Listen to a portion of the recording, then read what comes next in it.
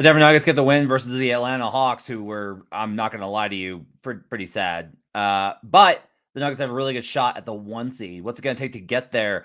Plus the conundrum of when and how to rest in the final 4 games of the season. All that and more on Locked On Nuggets. You are Locked On Nuggets, your daily Denver Nuggets podcast. Part of the Locked On Podcast Network, your team every day. Welcome to Locked On Nuggets, your daily Denver Nuggets podcast, part of the Locked On Network, your team every day. Thanks for joining us. Appreciate you guys being with us on a Monday. Matt Moore with you. No World's Finest for you today. Adam getting some very well earned and deserved time with the family in advance of the playoffs because, you know, we all don't see our significant others for long periods of time. So I'm with you here on a Monday. And we'll talk about a number of things today. We'll go over the Nuggets getting past the Hawks, how easy that was. We'll talk about the tiebreaker situation for the Nuggets in the second segment, about what it's going to take for them to get the 1 seed. We're also going to talk about the Utah Jazz conundrum, because I think that game is a fascinating situation in terms of a back-to-back this late in the season with where the Nuggets are at. How can they rest this game and still win it is the debate, I think, to be had. We'll talk about that in the final segment as well. Appreciate you guys being with us.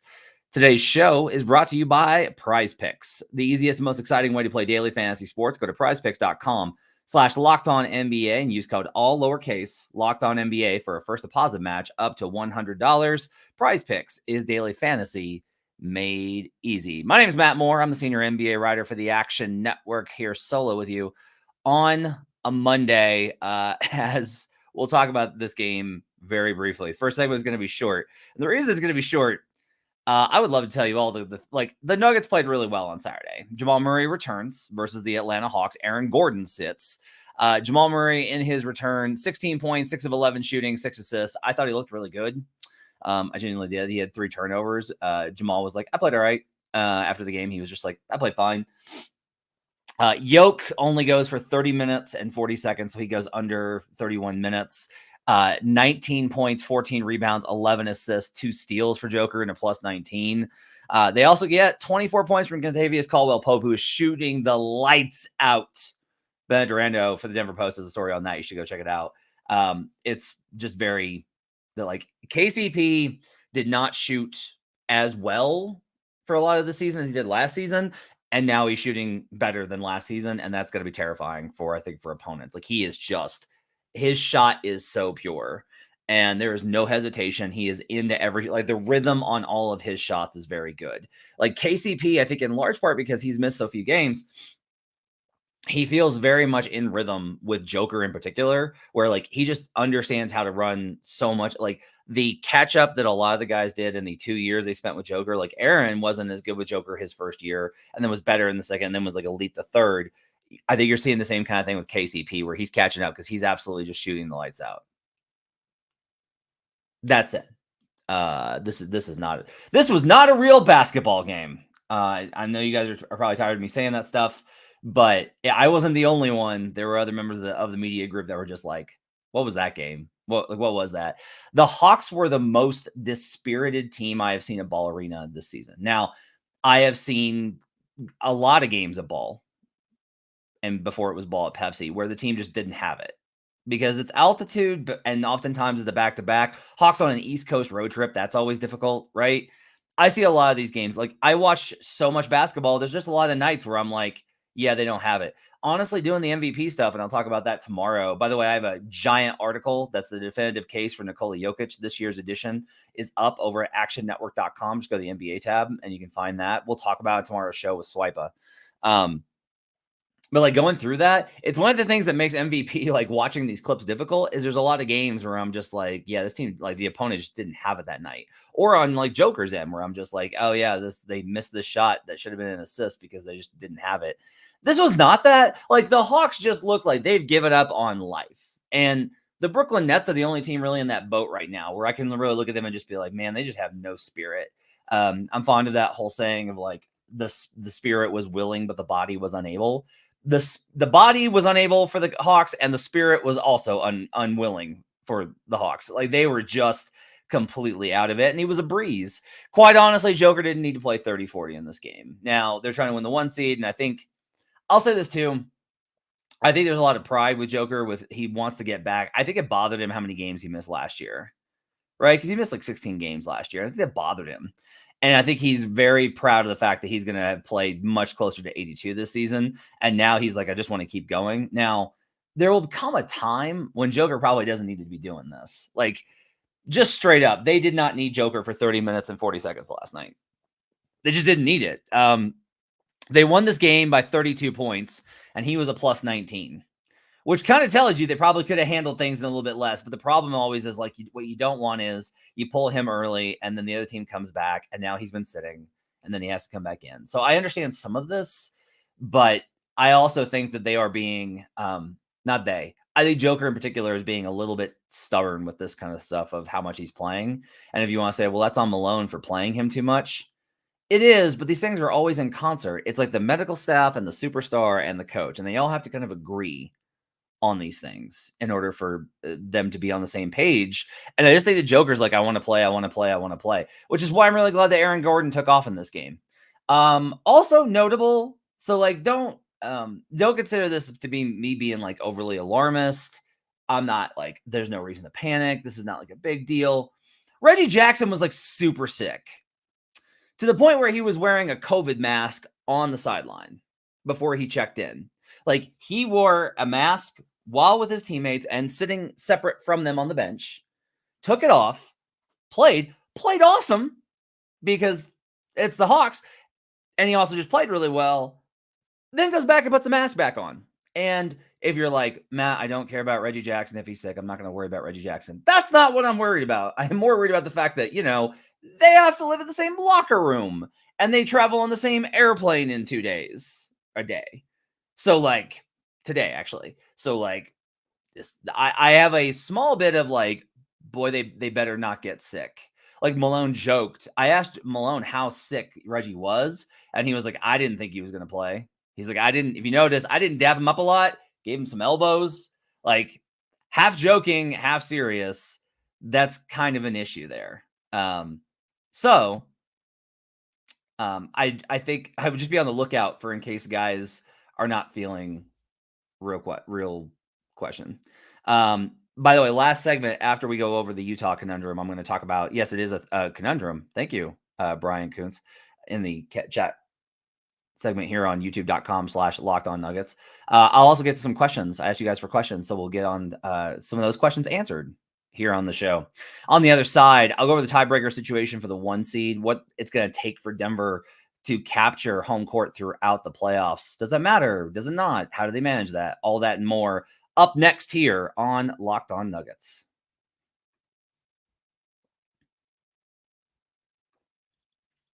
Today's show is brought to you by Prize Picks. March is over, but the biggest moments in college basketball tip off in the month of April. We got the NCAA championship on Monday. No NBA games because 2 groups of children are getting together to miss jumpers. Be a part of the action on Prize Picks for both the men's college basketball championship. Get in on the playoff action and win up to 100 times your money on Prize Picks as you and the world's best players take the game to a new level during basketball's postseason. You can now win up to 100 times your money on Prize Picks with as little as 4 correct picks. You can turn $10 into $1,000 with basketball, hockey, and college basketball entries today on Prize Picks, America's #1 fantasy sports app. They've got quick withdrawals, easy gameplay, and an enormous selection of players and stat types. That's what makes Prize Picks the #1 fantasy sports app. Download the app today and use code LOCKEDONNBA for a first deposit match up to $100.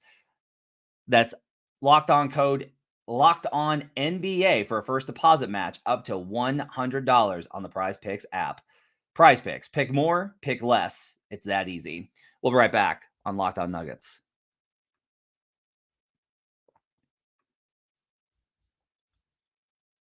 Back here on Locked On Nuggets. Thanks for joining us. Appreciate you guys being with us here on a Monday. Chat's bumping. I appreciate you guys joining us here around noon. I did say this show was going to be around 10 Mountain, and then I got some other work that came in, so I apologize. But appreciate you guys making it here on the late show.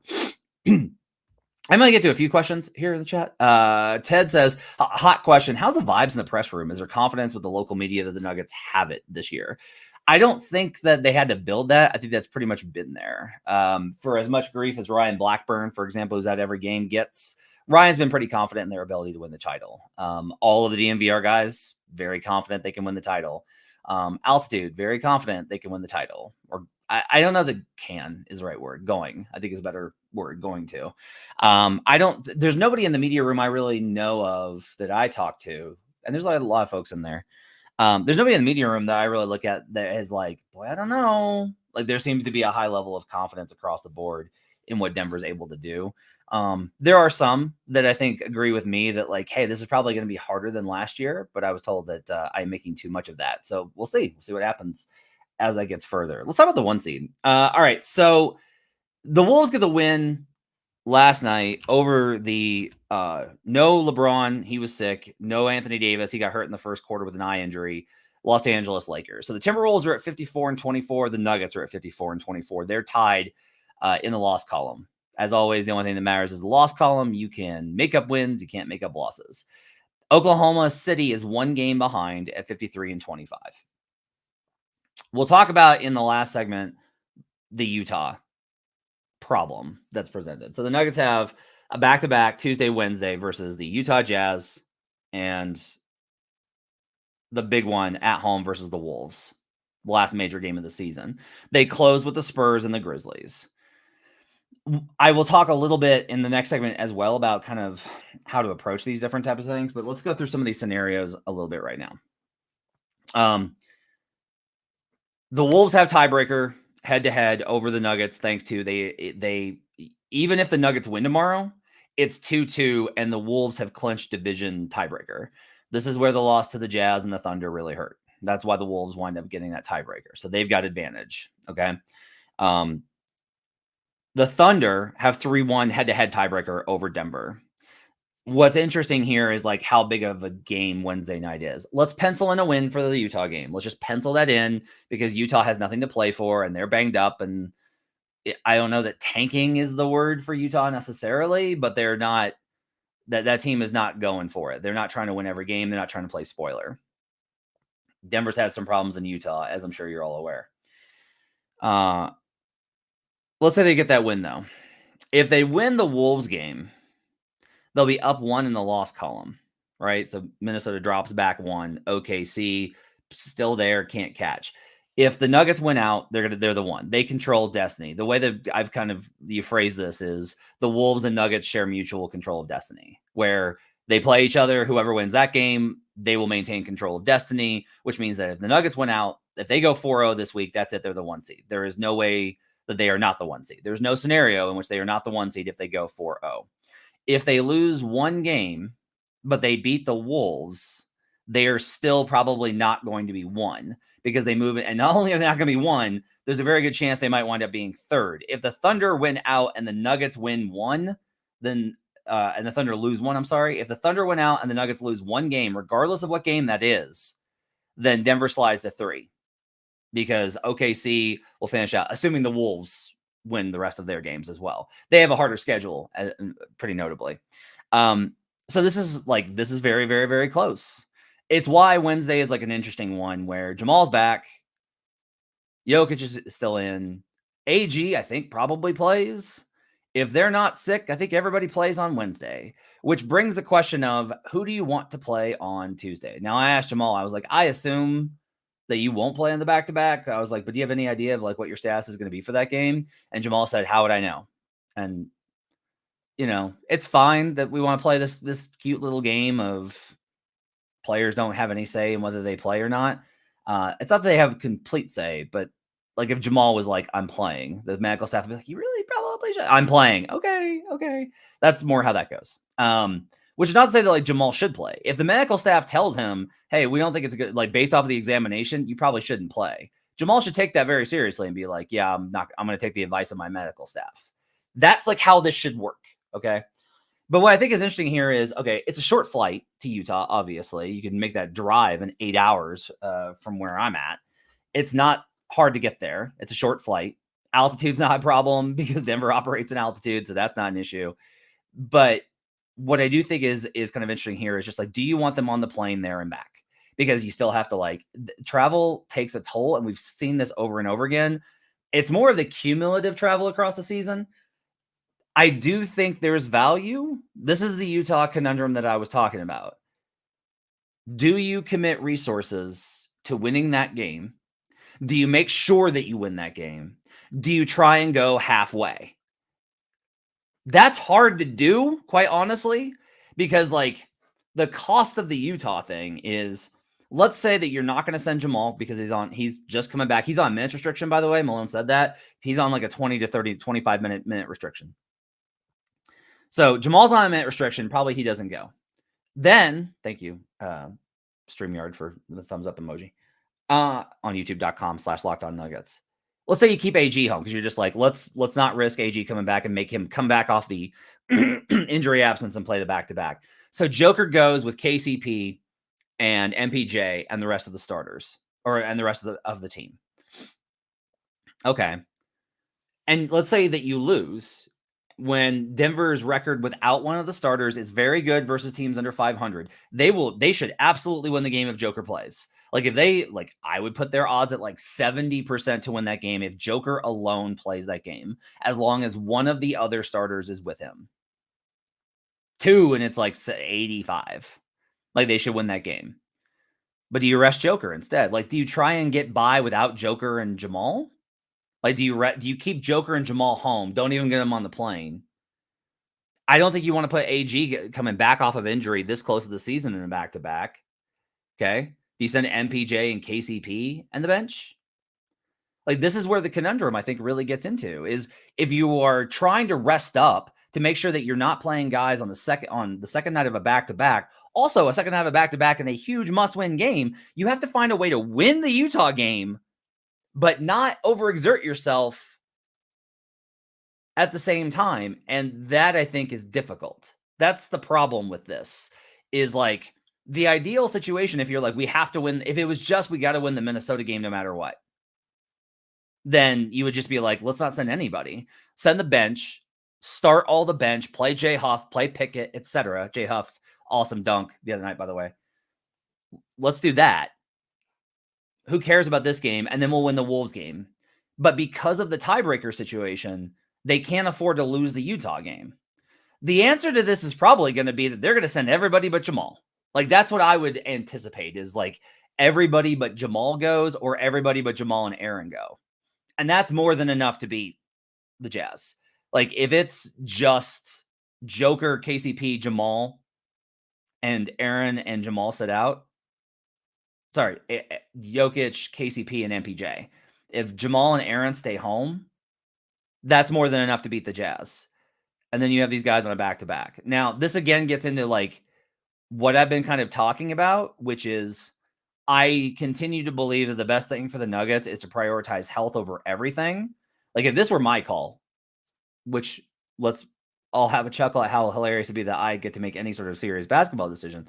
But if it were my call, I'm very serious that my call would be none of the starters go to Utah.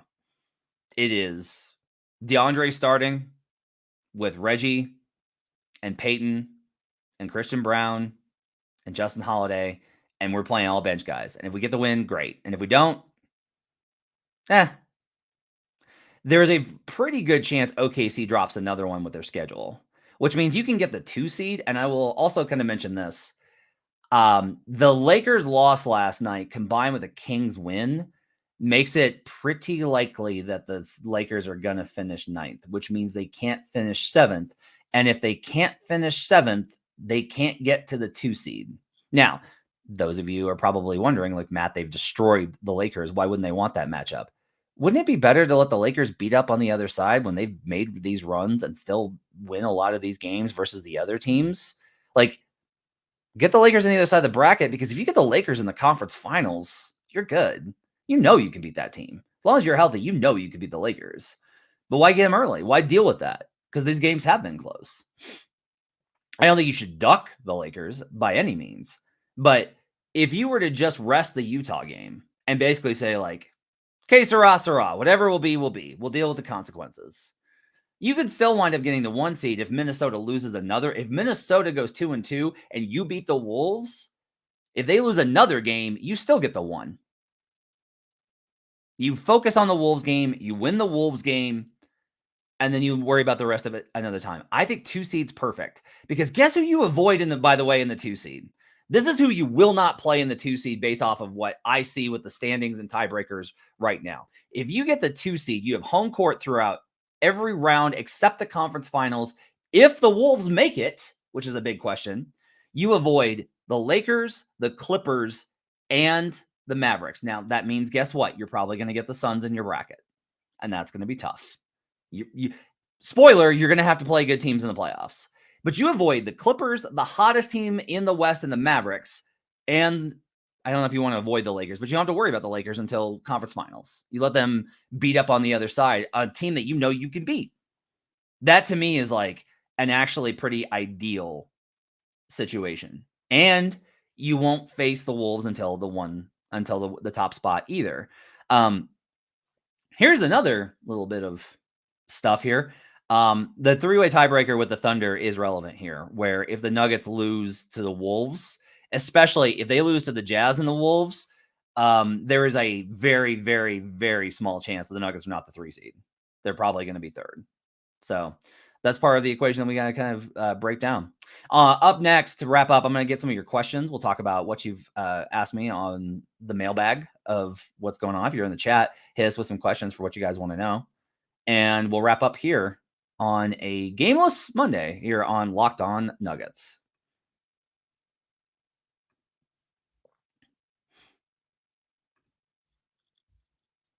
When you're hiring for your small business, you want to find quality professionals that are right for the role. That's why you have to check out LinkedIn Jobs.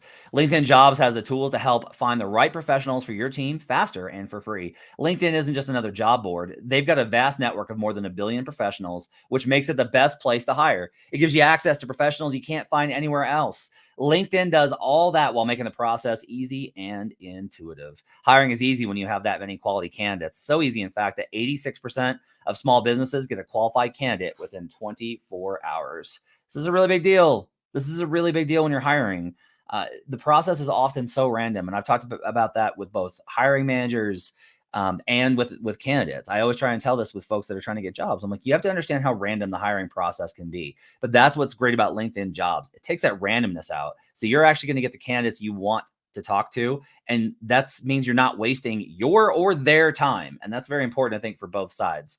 LinkedIn knows the small businesses are wearing so many hats and they don't have the time or resources to hire. LinkedIn is constantly finding ways to make your process easier. They even just launched a feature that helps you write job descriptions, making the process even easier and quicker. 2.5 million small businesses use LinkedIn for hiring. Post your job for free at linkedin.com/lockedonnba. That's linkedin.com/lockedonnba to post your job for free. Terms and conditions apply. We'll be right back here on Locked On Nuggets.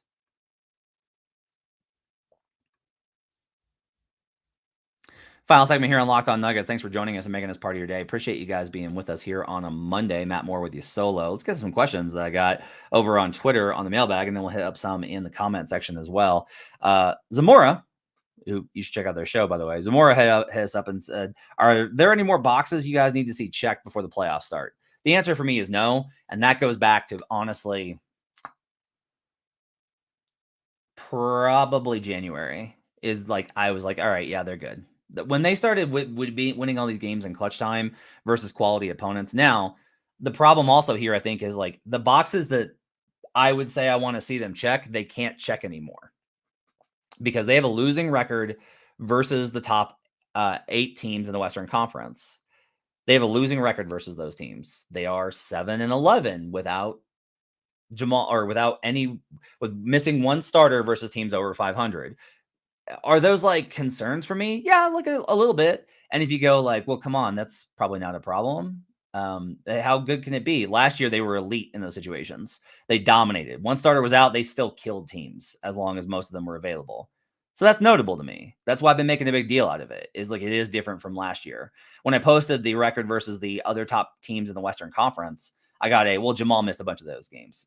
No, sorry. They're actually 6-8 versus the top 8 teams in the Western Conference with Jamal. So are there things that it would have been nice to see from them? Sure. fans are going to do like, well, you got to look at the back-to-back situation or this or that, or they were doing this. And that's all absolute. Like, I'm not invalidating those things. That's absolutely true. The problem I find when I start doing those kinds of, well, you got to think, if I do that for every team, none of the games have any meaning, which honestly fair. But also, if we're going to talk about the ability to beat good teams and the matchups more importantly, there is enough data there for me to be like, these matchups seem a little bit problematic for the Nuggets. That doesn't mean that I don't expect them to win. I do.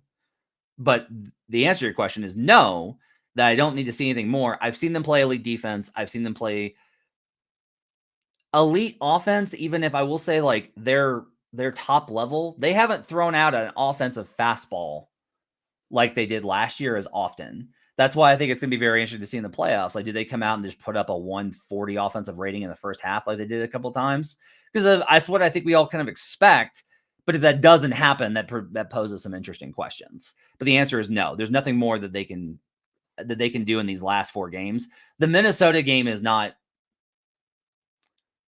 I think the Nuggets probably want to win that one because it's a division rival and that's a tough team and you want to send a message. Like, it would be ideal. But I got news for you. Minnesota is going to feel like they can hang with you no matter what. They have a lot of respect for you, as evidenced by their reaction to the last time they beat you. But Minnesota is not scared of the Nuggets. They're probably the only team, I think, that is not scared of the Nuggets. I think everybody else is like, nope, no thank you.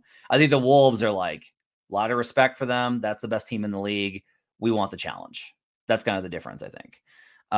Elsewhere, we watched WrestleMania cut parts. Which combinations of starters would you pair as rest buddies to still give Denver a good chance of winning against an average opponent?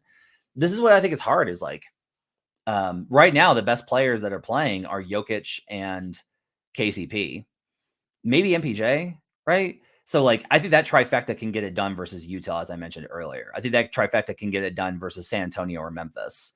If Wemby doesn't play in the San Antonio game, which I don't expect him to, they'll probably shut him down. If Wemby doesn't play in that San Antonio game, I think you can probably get by without Joker, and you can just play like Aaron, Jamal, MPJ probably gets that one. Like, that's how I would stagger it. Let's say Wemby doesn't play. I wouldn't play Joker versus San Antonio. I would send Jamal, Aaron, MPJ. Versus the Grizzlies, I would probably go Jokic.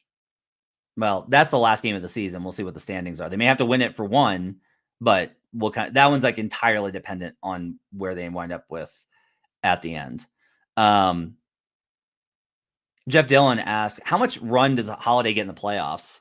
Also has thoughts on Colin getting full contract next year and Pickett getting shipped out. Most concerning playoff matchup and least surprising Western Conference playoff upset. Jeff's got a lot of questions. How about this? I think that Justin Holiday will have a series where he makes his name and goes down in Nuggets lore. Like, I think that he'll have a series where it's like, thank God for Justin Holiday, which is really awesome because I took a bunch of grief from Mavericks and Hawks fans that said, like, no, he just sucks. No, it's not about fit. He just needed to play for a competent organization that knows how to play basketball, that shares the ball. Like, Justin Holiday was great in that Hawks game, and that's the Hawks. Justin Holiday is going to have a playoff moment for sure. He'll have a lot of games where he struggles, but that's typical for bench players. I don't know about Colin. I would probably go with Pickett, to be perfectly honest with you. I just don't know that Colin's size is ever going to allow him to consistently be an NBA guy. I just think that that's very tough. I'd rather take the shot on Pickett. I think the upside is much higher on Jalen Pickett. I would not give up on him yet either. I want to see what a full year in the G League and Summer League does for him. Most concerning playoff matchup, it's got to be Minnesota. Just based off of their success last year, they would have home court theoretically, or maybe. And they have they're the only team I think that really feels like they have a lot of confidence. Now, Thunder went 3-1 and they beat Denver twice in Denver. But I do think that the Thunder will have a little bit of like shell shock with the playoffs, right? Suns are tough. I think that matchup is tougher than maybe I assumed for a lot of the year. I've now kind of reached a point of like, no, Phoenix is really good. You need to respect them. Pelicans, I'm not as worried about, even with Zion playing well. And man, this is the thing with me is like, I have a lot of respect for these Western Conference teams. I think a lot of these are very good teams. I've watched the league a long time, and it's not just that the records are better than they were last year or the last couple of years. It's genuinely that like I feel like I have a pretty good sense, and I think the Wolves, the Thunder, if they're shooting well, the Clippers, yes, the Clippers, the Mavericks, and the Suns are all very dangerous. I think those are really good teams. I think Denver's better. I think those are really good teams. I have a healthy amount of respect for those squads. I am not like they're going to roll. And that's what I've been kind of saying, like pretty consistently. But I do think there's a lot of, I just think there's going to be a lot of challenges. And honestly, that's going to make it more rewarding if they win. Like, I think last year was perfect for Nuggets fans to win their first title because there was never any real terror. Part of sports is the terror of your, oh my God, my team's going to lose. Ted asked, despite the respect for the top teams, is the Western Conference Finals going to be harder than the finals this year? Ooh, that's a good question. Here's what I would say about that. I think it's 50-50. And the reason I would probably say that is you do have to consider that Boston has to win 3 series and everything has to go right and nothing bad has to befall them. Same deal for Denver, right? Lots of bad things can happen that we're not going to even say. I have worries for Boston. They should roll. They should kill everybody. Like the Celtics should win by 20 points in every game to the finals. But if they don't, nobody's going to be like, oh my God, I can't believe Boston lost. Everybody's going to be like, oh, there it goes again. And the problem there is that could mean that the Nuggets get an easier team, like the Heat. It could mean that they get the Sixers. And I do not like that matchup for Denver. I know that people don't want to hear that. This is not about Embiid versus Nikola. This is about the matchup. This is about the entire team structure, the coaching matchup, the personnel matchup, the versatility, the way that they play. I worry about that matchup. I worry about that matchup more than I do about Boston.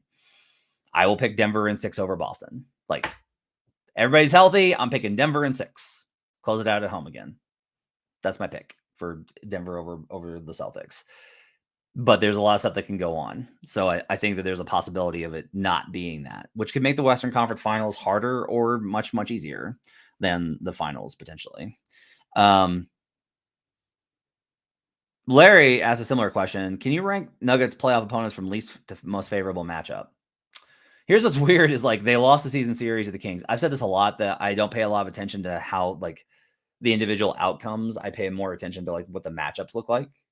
Right. So I don't want to underestimate the Pelicans because they do have shooting and Zion's a pain, but Willie Green keeps playing small ball and that's going to get him killed versus Denver if he tries that. So I'll put Pelicans 1. A 2-7 Pelicans is probably the best opening round series for Denver. Kings, because they're hurt, have to go on that list. I think Domantas, I did notice when I was doing a bunch of film for MVP, Domantas does give Nikola problems offensively.